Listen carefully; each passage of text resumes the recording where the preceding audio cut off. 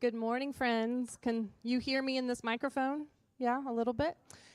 Get another cup of coffee, a glass of water, whatever it is, and then if you will, come move into the chairs here, or as you finish breakfast, join us in these good chairs as we reflect on the gifts of mentoring and tutoring with three really important groups and partners here in Memphis. So come on down. We're about to begin.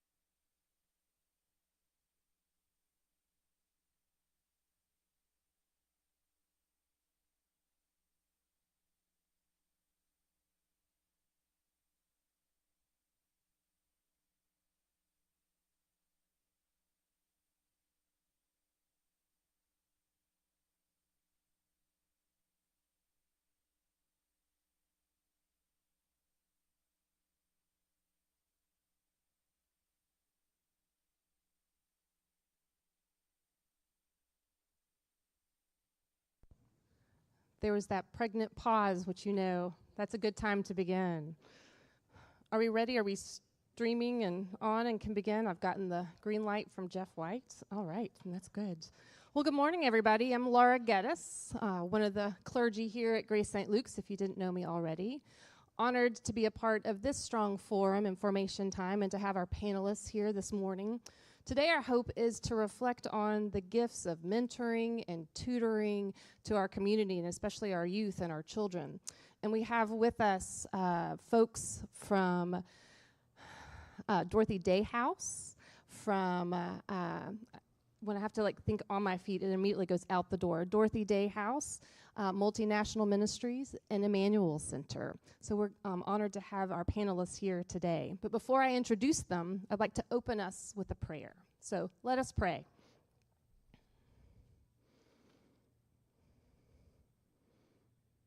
Almighty God and Heavenly Father, you have blessed us with the joy and care of children.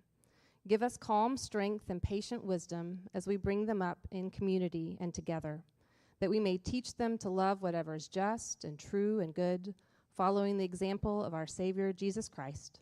Amen.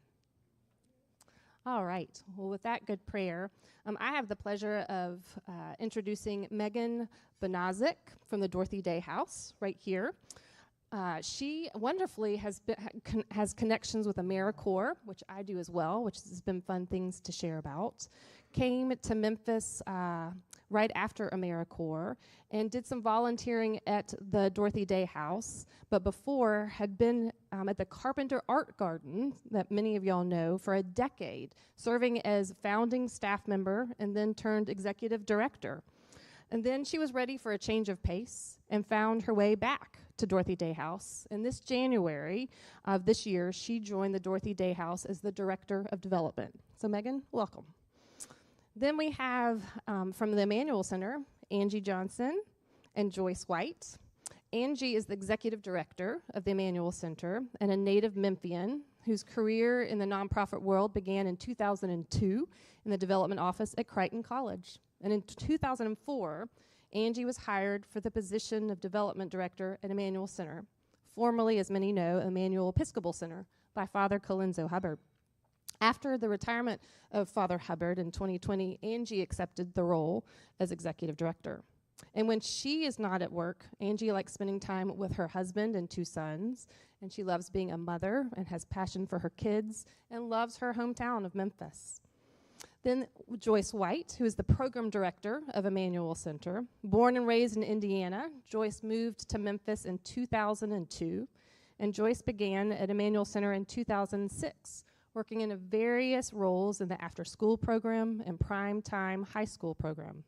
And then in March of 2018, Joyce was promoted to program director and continues to serve in this role of managing programs at Emmanuel Center.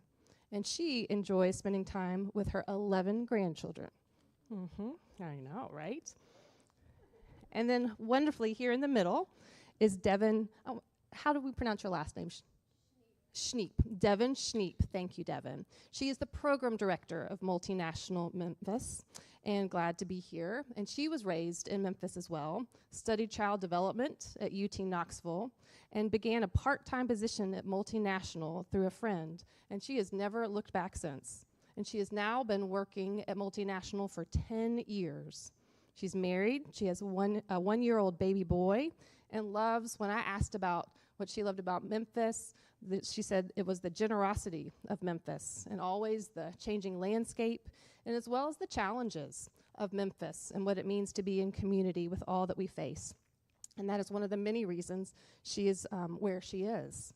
So it's good to have you wonderful folks here, and we'd love to hear. Some of us know about your groups and your institutions and what you do here in the community. Many do not. But our hope today is to hear about opportunities and ways that we can go deeper with making community and connections through mentoring, through leadership, through tutoring, and all the options that we have with you all. We also want y'all to know each other, because it turns out some of them don't know one another, and that's good for everybody to know each other as well. So I'm going to turn it over to you all to share about 5 or 6 minutes about your center and your space, and then I'll pose a question or two, and then we're going to have some time for you all, if you'd like, to ask some questions as well. Sound good?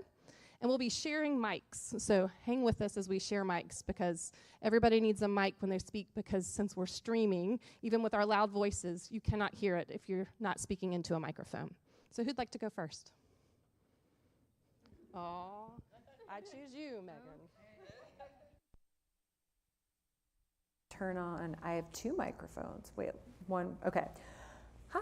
Hi, so yes, I'm from the Dorothy Day House. I have notes still because I'm pretty fresh there. But we provide temporary housing for families here in Memphis, Tennessee. The key word being families. So we are one of 2 current organizations that accept the entire family when they are facing a housing crisis. So a lot of shelters are divided by age and gender. A lot of people don't know this, but teenage boys, ages 13 through 18, there are limited options. So oftentimes, rather than splitting up a family, people choose to live in uninhabitable situations. So we're limited in our space as we operate out of 3 houses in Midtown.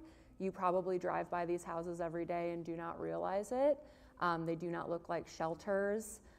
We have 2 on Peabody, actually, right down the street from y'all. And so we're able to support 9 families at a time, 16 individuals per household.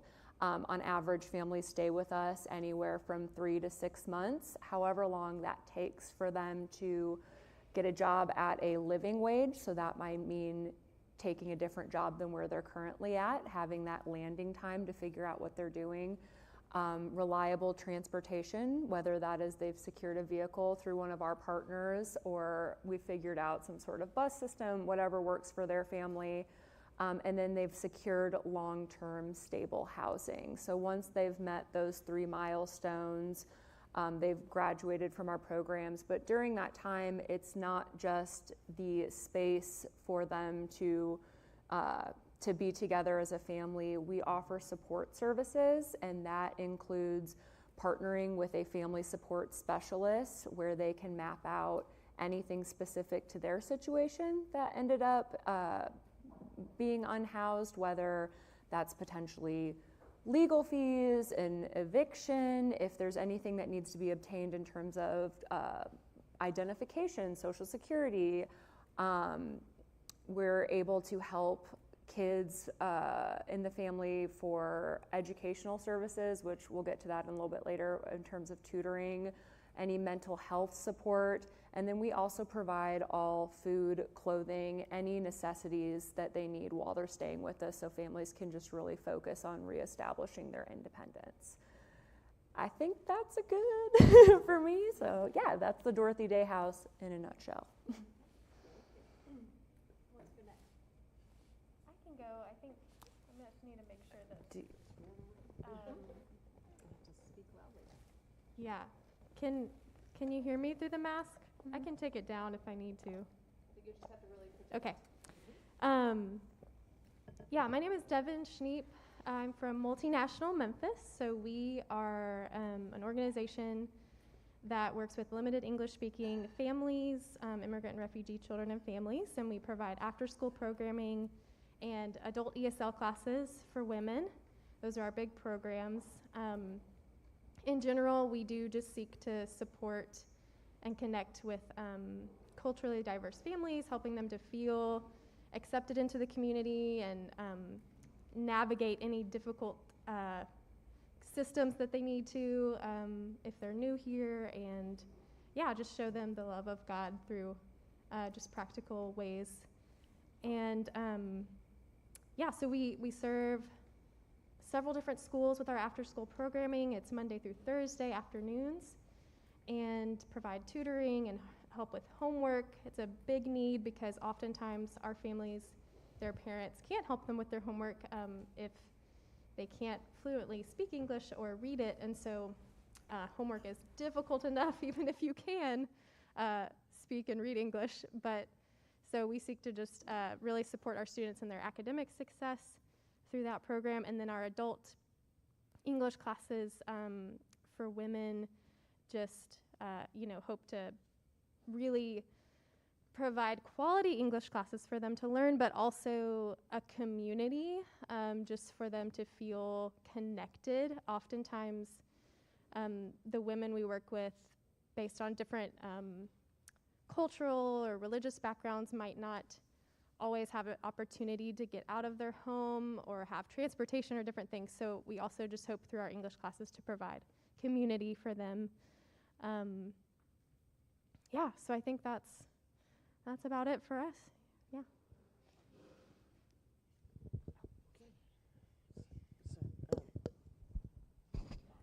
Yeah, am I on as well? Okay. So I'm Angie Johnson with Emmanuel Center, which is formerly Emmanuel Episcopal Center. Some of you that have been members here longer may be aware of our organization. We are located in what was formerly Claiborne Homes, now Claiborne Heritage Point Landing. It's a mouthful. We were part of the Episcopal Diocese as an outreach ministry from September of 1989 until 2013, when we went ahead and received our own 501c3. That was very amicable separation, and it had to do more with us being able to fundraise and continue our program than anything else. Both Joyce and I have been there for many years. Our two core programs is after-school tutoring, and we also run a summer camp for 6 weeks during the summer, which is kind of a continuation of our after-school program. They do get to have a lot more fun than they have during the after-school program, because we have a lot more hours and days. But we still focus on literacy, math, education during our summer camp program as well. The pandemic sort of changed things for us in terms of we have a lot more services that we offer to help the family as a whole. We started a food pantry through various other church partners. We provide weekly frozen meals to our families so that they can go home and have casseroles readily available to heat up, and if they are in need of food, they can come through our pantry and be able to shop and receive food. Our big issue right now is the juvenile crime that's happening in Memphis. And there's a lot of it happening in the South City, which is 38126, 38106 zip code. So for us, we want to have this space for these kids to be able to come and not to just wander the streets or be left at home with no adults present. We went from having families that most of the time the parents did not work to, since the revitalization of Claiborne and Foote homes, there's a lot of families, a lot of parents that do work. So they're not there and available for their children when they get home from school. And we know that this is the prime time for juvenile crime. So we want to provide that space for them to come, have a place to receive a meal when they get there. We partner with Memphis Shelby County Schools, so they receive a free meal. Supper program is what it's called when they come in. We help them with their homework. Then we do about 45 minutes of either a literacy or a math activity. We try to make that fun. Sometimes we may have the older kids play basketball where they have to solve a math problem, and then they get to shoot, and if you make it, you get to go again. And we try to make that fun for them to learn and have a safe space to be. And I know we're running short on time, so I'm going to let Joyce add to that. All right, just to expand on what Angie was saying, we also deal with the emotional side of things with our kids. A lot of these kids are what we would call like in a generational gap. They have parents that grew up there, grandparents that grew up there. Some of them even had great-grandparents that grew up there. So they have a tendency to feel like they're obligated to support and take over the family when they become adults. Well, we try to inspire and encourage them to let them know that they can live out their own dreams and still support their family structure.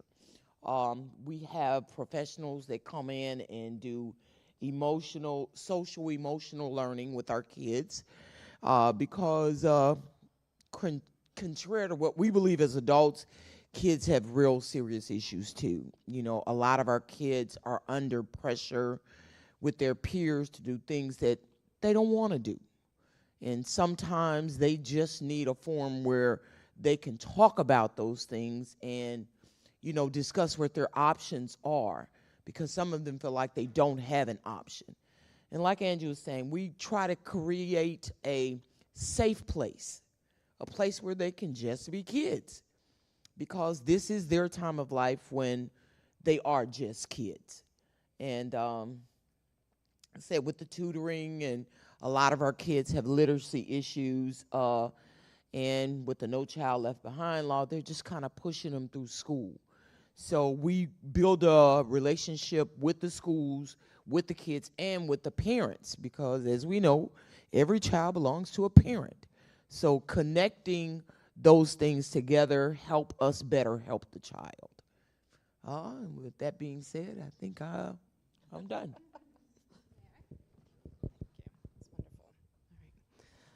Thank you to our panelists for sharing some of what they have shared. So with all of that in mind, as we think about and as we listen, I'm aware, as I listen to you all, talking about the different forms and ways in which trauma takes place. Y'all are all seeing different forms of trauma and the impact that it has on children, on families. And Grace St. Luke's has been a part of, in some shape, way, or form, all of your ministries through the years. But I'm wondering right now, and some of you have begun to name some of the challenges that you're seeing and naming around the trauma that is real, but where particularly volunteers, persons who come sporadically or regularly, can help support you all in the ministries and the areas that you named of the services that you give. So how can those that are more on the periphery but would like to be involved, how can they make an impact and be a part of supporting you all? That's my question. I'll start again. So We rely very heavily on volunteers at the Dorothy Day House, and that is anywhere from someone who comes in to help us answer the telephones. I know that might sound like a small thing, but for example, this past Monday when we walked in the office, we had over 57 messages from people looking for housing. And so in addition to working with families who are living at the houses, it's helping to direct other people to certain resources. In terms of volunteering inside the houses with the families, we have volunteers who will come work with students to help with tutoring. We will have volunteers to come work with guardians on anything like I listed before they might need help with, whether that's resume building or studying for a driver's ed test. We have volunteers who help provide meals, whether that is, I heard the word casserole said before, whether that is, well, I mean, everybody will eat casserole, so, well, exactly. So whether that is dropping off a meal for a family to heat up to eat later, or we do a lot of meal trains. Dorothy Day House is one of few organizations that also take women at a certain point in their pregnancy, and so we also serve as a time for a mother to recuperate, and so we'll do meal trains in situations like that. And then we also have volunteers that help us with anything that is specialized. For a great example is, we do not have maintenance staff. I'm not saying come do electric work for us, but we'll have maintenance people come and help repair a shelf, come and help tighten up a staircase or a step on the staircase. And that has also translated to car maintenance more recently. I mentioned before, when somebody graduates from our program, they've obtained a vehicle, and we offer not only car maintenance classes for families, which I have benefited from as well, but having that option for affordable services because a volunteer happens to have that skill set and that tie to help out at the Dorothy Day House. So I promise you, if it is something that you need for your home in your life, we need it ×9 for 9 families. So we rely very heavily on volunteer support through our organization. Yeah.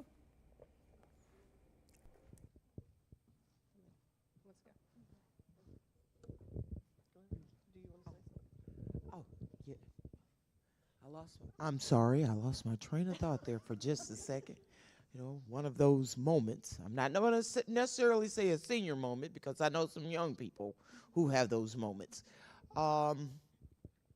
Volunteers are great. A lot of our kids, they need to know that there are adults that care, you know, and that presence means the world to them. That diversity is something they need. A lot of them haven't even been outside of where they live. So, and a lot of the schools that we cater to are predominantly black. Okay, so they need to have other exposures. They need to know that people just care. They genuinely just care. They want to help them learn to read. They want to help them by having just somebody who's not mom or somebody who's not big brother or sister, but just someone to talk to, you know, and seriously listen to what their issues are. So the volunteers create that presence, and that presence is what a lot of our kids need.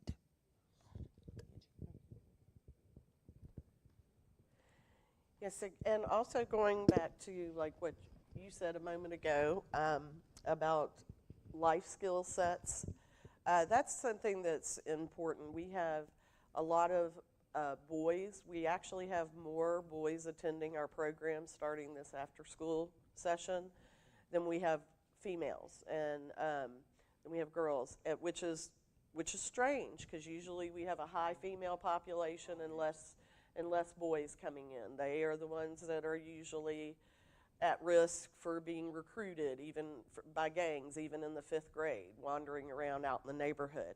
And we have a a kind of high population of these middle school boys that have just left elementary and gone into 6th grade, and they're constantly saying, well, maybe I could learn to cut grass, and I could make some money doing that, or I could learn to change, you know, the oil on a car, or do something like that. And I'm like, yeah, I can't help you with any of that. You know, I don't know how to do any of that. Cutting the grass, yes, I can show you those skills, but so stuff like beyond just literacy or helping them learn to read, if anybody would like to donate some time to help them learn how to change oil, or show them how to bring a lawnmower down and use our lawnmower as well, and show them, like, this is how you cut the grass, this is what you do, things where they can have access to start learning about working for money versus other ways that juveniles are earning money right now by stealing cars or being part of things they don't need to be a part of. Those are always welcome. Like Joyce said, with our kids loving to just see people and spend time with people, we would love to have, we used to have once a month where groups would come in and we would just celebrate any kid's birthday that happened in that month of, say, August, you know. And since pandemic, we kind of have not started that back. That's something that we would love, you know, to have participation in. And that would be, you know, one time a month you come, and it doesn't always have to be anyone from Grace St. Luke's. We could have other churches involved, just start that back and just come in and spend, you know, 30 minutes to an hour with a group of kids. That's super beneficial to them. And then, of course, we would welcome anyone that wanted to come and help with homework or reading.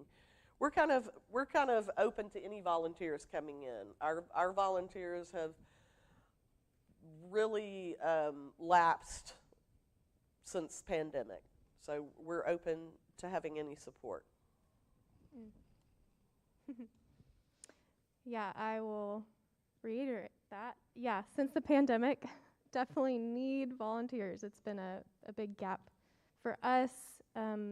Similarly, the after-school program, we always need help. We have tons of students coming in, most all of them needing really individual guidance on their homework. And in general, in Shelby County, our students are behind in literacy and their ability to read. And so our students, the ESL students, additionally have an extra barrier there as well. So definitely need volunteers coming in to help with the homework, but additionally practice reading and that kind of tutoring. We also do arts and crafts with our students every day. So it's just a great time to connect with them, and similarly to what you guys said, just that they know people care about them. And I think since having my own child recently, I've just been thinking a lot more about, like, it really takes a village to raise kids and to support families. And so when you're joining any one of these organizations as a volunteer, like, you are becoming a part of that village to support children and families and help them feel loved and cared about and know Jesus and be successful in their academics and all of those areas. So, yeah.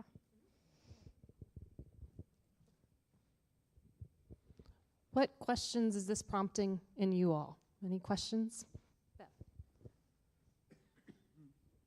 I'll address this to all of you, but particularly Emmanuel Center. What ages do you serve, and how many children do you have on a daily basis? I know not every kid's going to come every day. I've done some work with Girls Incorporated, and I know how that works, but about how many do you have for each of you, please? Well, Dorothy Day Center, I think you answered that. So what we promote as our age range right now is K through 8th grade. But we do have students that are in 9th grade that just graduated from the 8th grade that have been with us for several years.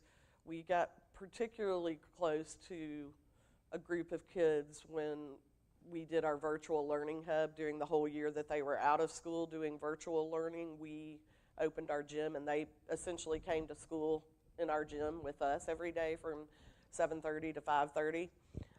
So some of those kids that are growing into high school are like, but I want to come back to Emmanuel Center. So of course we let them in. So we are kind of growing with that population as they grow. Our number that we try to cap at is 75, because right now we just don't have the classroom space or the staff. That's other issues that I don't know if other organizations are seeing, but I know a lot of companies are seeing in Memphis. So right now we have 64 students registered for the after-school program, but it is August, and I don't know how aware you are with a population where we're serving. A lot of kids will not actually be enrolled and going into school until after Labor Day. So usually in September is where we hit kind of our peak number. Right now we have anywhere from, some days we'll have 38 kids, some days we have 50 kids. It just depends on what's happening, because we're only 2 or 3 weeks into school. As we get into September after Labor Day, we'll have a more consistent population of kids coming. Now during the summertime, we're packed out. We had 121 kids, I think, this summer. And we were having to create little classroom spaces for the overflow.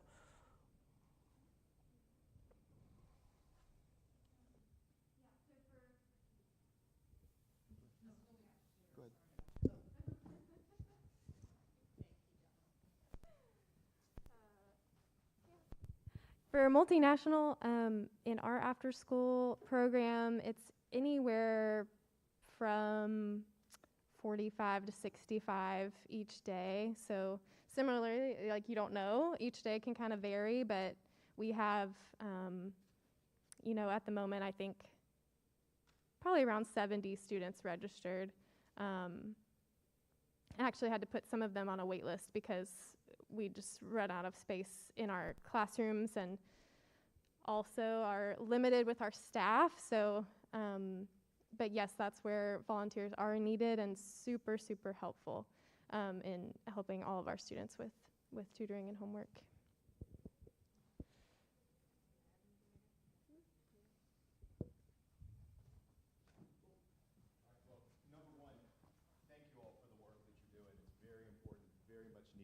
And thank you for being here with us this morning and sharing about it. It strikes me that you folks are serving 3 really kind of different and distinct populations. I'd be interested in getting your take, or the take from each one of you, on how big, and sort of the hierarchy of challenges that you guys face and the people that you serve and the people that support them. How big an issue is transportation?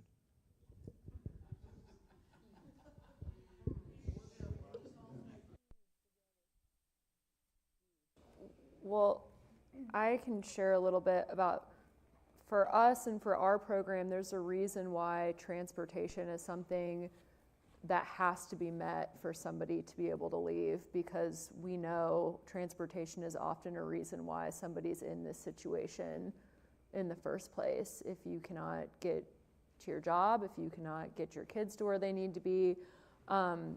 So while they're with us at the Dorothy Day House, that is where, well, that's another volunteer opportunity, providing rides, or we have a staff vehicle at every one of our houses, and then we also provide bus passes. But transportation alongside with childcare, and childcare has actually become so much of a priority. We now pay for childcare while you're living at one of the houses. But those, we've realized, are 2 of the greatest inequities in being able to get a living wage job, is to be able to get there and to be able, that's a whole thing with the government and being able to have childcare vouchers, but you have to already be working. Well, how are you going to work? You don't have childcare. Anyway, so childcare and transportation are the 2 greatest inequities we see time and time again with our families, and being able to make it to the next step for independence.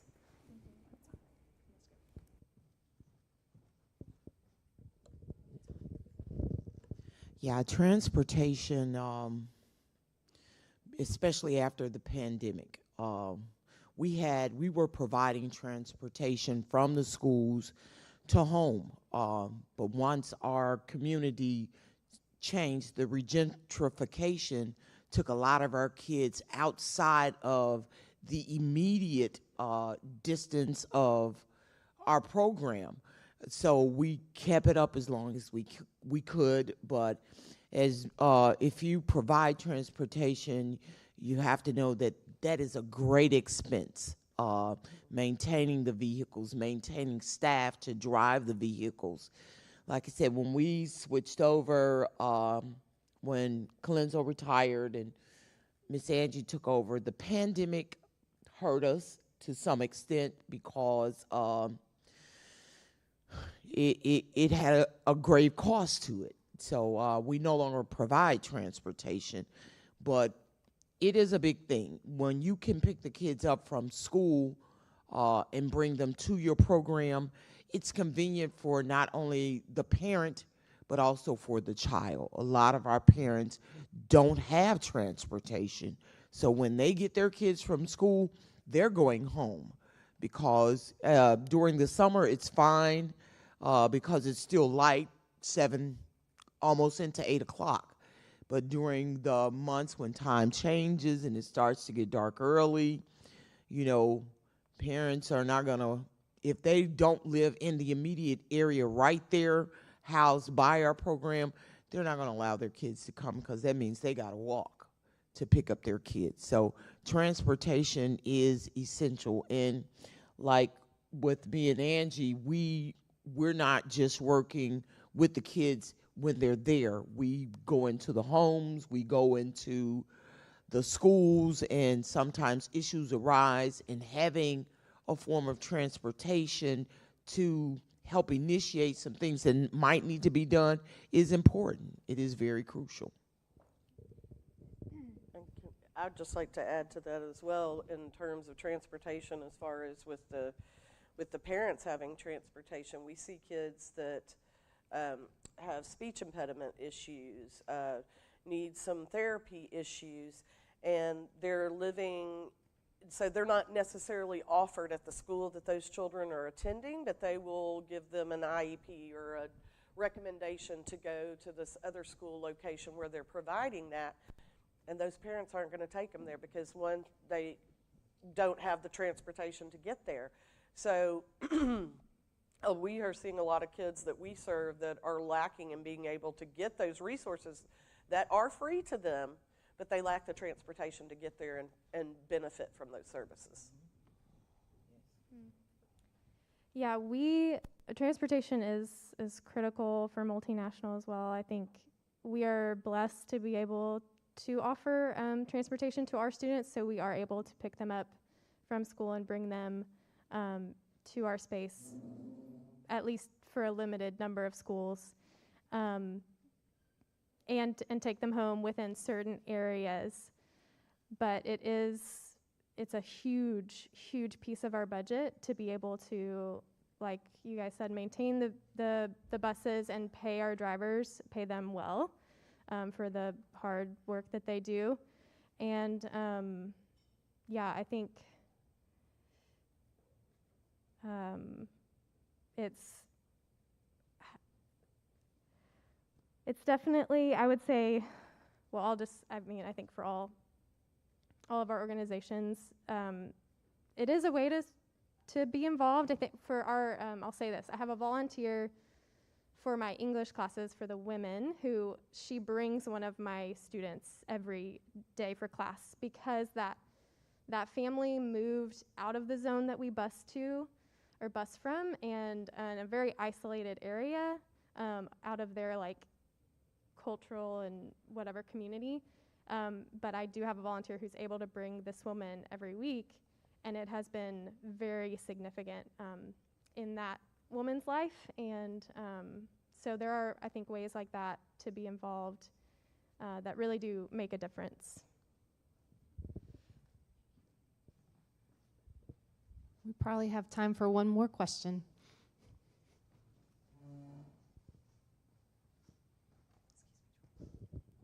Hello, I just wanted to know, after you said you give temporary housing, what do you do to help them find another place since they can't stay permanently? So once they've reached those mile markers of employment, transportation, and signing, so we verify they sign a lease for their next living arrangement, and then we also coordinate through MIFA the deposit and the first month's rent through their rental program.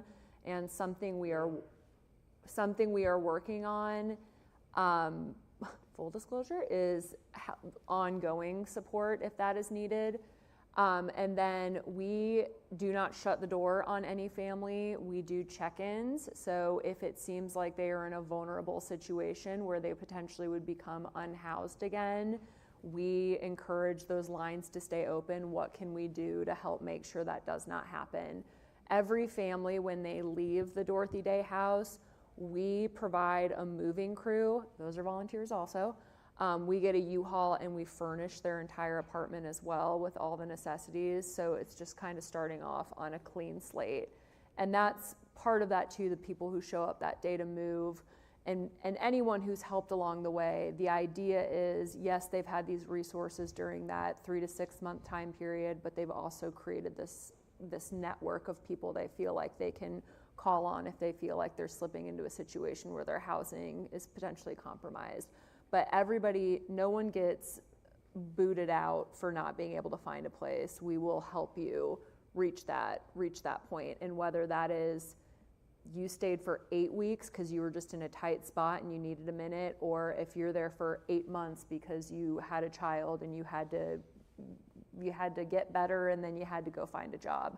So it's not a like cookie cutter exact timeline for every program, but we do make sure you get in, you have that assistance from MIFA for that deposit first month, and then keeping those lines open for ongoing support.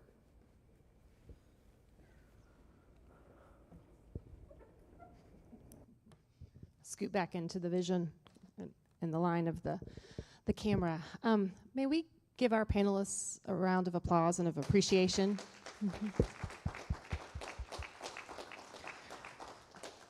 We have only scratched the surface today, but I hope there is an area that maybe you've heard of that you think about yourself or perhaps another that you may want to find out more about. There is information on the back table right here from each organization, and I hope as many panelists who can stay and talk and share. Yes, because this has been a strong and important time. I kind of want all y'all to meet Andy Nix, because he talked about transportation, or asked about transportation, but he has some ideas around something called My City Rides, right? So that might be important for all sorts of networking and connecting. But I hope that something has connected for you in terms of community and sharing and giving and all the ways in which we need one another, right, in this community. And Memphis has so much heart. Memphis has so much heart and so much grit. We need one another, especially now, but always, but especially now. So thank you again for the ways in which you give Memphis heart and connect so many to wonderful resources so that everybody can be their fullest, best self. Because there are plenty of challenges, and we named some of those today, but there are plenty of people willing to share and give their heart and make what this city is so good at. So thank you all for being here today and for watching us online. And then join us next week. Here's the plug for next week. Dr. Beth Sarah Wright, who's an author, will be coming to speak not only here at the church and to preach, but she'll be here for formation. She's coming to the school as well. She's going to be talking about her book around dignity and giving it, sharing it, honoring it, and it should be a really thoughtful time in many ways. So Dr. Beth Sarah Wright will be here next week. So thank you for tuning in and being here. Thanks again, everybody. Thank you.